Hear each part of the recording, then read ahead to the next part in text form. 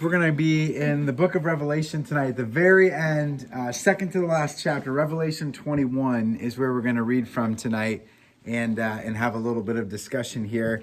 And as we kind of finish up and as we think about the end of the Bible or the last pictures of the New Testament that we have, there's a whole genre of biblical literature. It's called apocalyptic literature. It's kind of like the end times type stuff. And some of the passages are dispersed throughout different parts of the New Testament. Some of them are within the Old Testament. And then there's this book at the end of the Bible, the book of Revelation. And it really just means a revealing or a showing. It was a vision that was given to the Apostle John while he was on exile of what the end times would look like. And it's filled with all these metaphors, filled with all these images. It can be a confusing book to read, but there really is kind of one primary message that drives all of the apocalyptic literature, not just the book of Revelation. And that is that in the end, God makes everything right. In the end, God makes everything right. And that's what we hope for. That's what we anticipate. That's what we look forward to as Christ followers. Not about you, but in years like the year that we've had, where it just feels like nothing can go right. You know, it's just like every time you start to pick up momentum on something, something else happens. Or every time you start to feel good about something, something else kind of comes in. Or every time you think there's like good news, it's just like thing after thing after thing after thing. One of the things that holds our faith steady, or one of the things that keeps us strong in our faith, is this belief that we have that eventually God will make everything right. Eventually, and the way the Apostle Paul describes in 2 Corinthians, he says, these light and momentary afflictions, these temporary things, these finite things, they're preparing us for an eternity or a glory that's going to far surpass them all. So it's almost like if you could take like the lowest point of the lowest day, of the lowest moment of your life, and quantify it. And then if you could like multiply it by infinity, like that's the glory, that's the good that God has for us. Like it will be far greater than any of the pain, any of the suffering, any of the negative things we've experienced in this life. All the things that come into effect because of the fall, all the things from Genesis 3 onward are undone. One author wrote it this way. He said that in eternity, all the sad things come untrue. All the sad things come untrue. None of them are real anymore.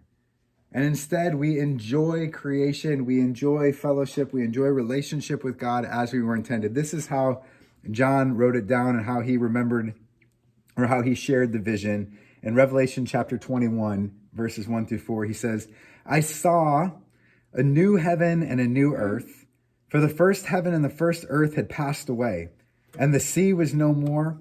I saw the holy city, the new Jerusalem, coming down out of heaven from God, prepared as a bride adorned for her husband.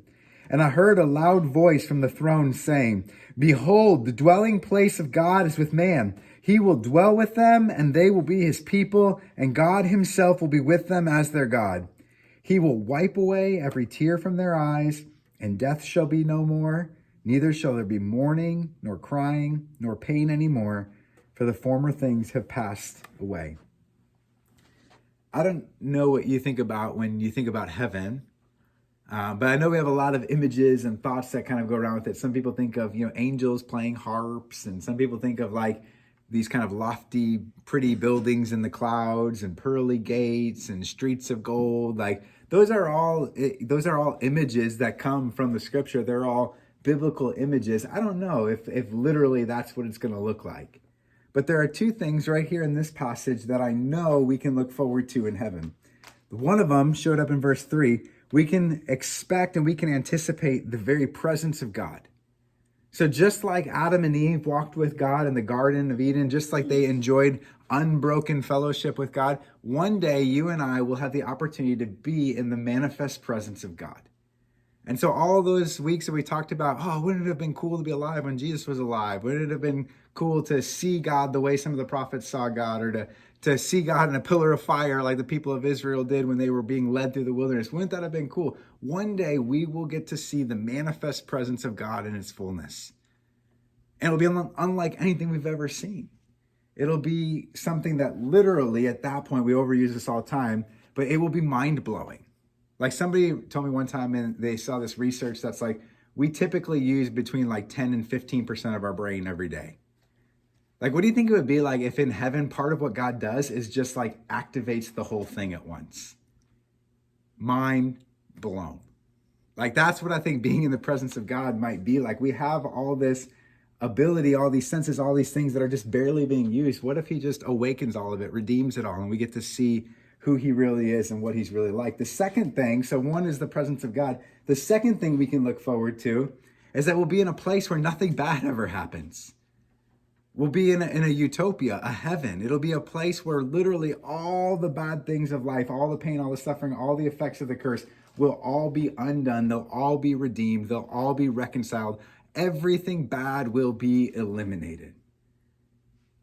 And for me, I'm like, man, I would take either one of those two. You know, like if I could have just the presence of God, that would be enough for me. Or if I could have just a perfect world, like that would be enough for me. And the scripture says that when Jesus comes back, we get both. We get the manifest presence of God that drives away every element of the fall and of the curse. And so on those days where you hit a low, or on those days where things are just like, man, I don't know how this could get any worse, or this has just been the pits. It's like, we have this great hope that one day Jesus will come back and all the sad things will come untrue. And so that's what I want to talk about tonight in our groups. We'll break off. We'll do a couple of girls groups and a guys group. But tonight I just want you to think about what is heaven going to be like? What do you look forward to in heaven? Is it mostly the presence of God? Like it'll just be so cool to be fully in God's presence and to know him and be fully known by him. Or is it like, man, to be in this kind of utopian existence where everything is good and everything is right and everything is beautiful? That's what I'm really looking forward to. And again, the scripture promises that you don't have to choose, but it's a helpful discussion piece to kind of parse out what is it that we really think about when we think about heaven, and what is it that we're really looking forward to when Jesus comes back. And so, guys, you can head with Brad. Girls, you can break into two groups, and we'll have some discussion time. And if you guys want to refuel on snacks, feel free to.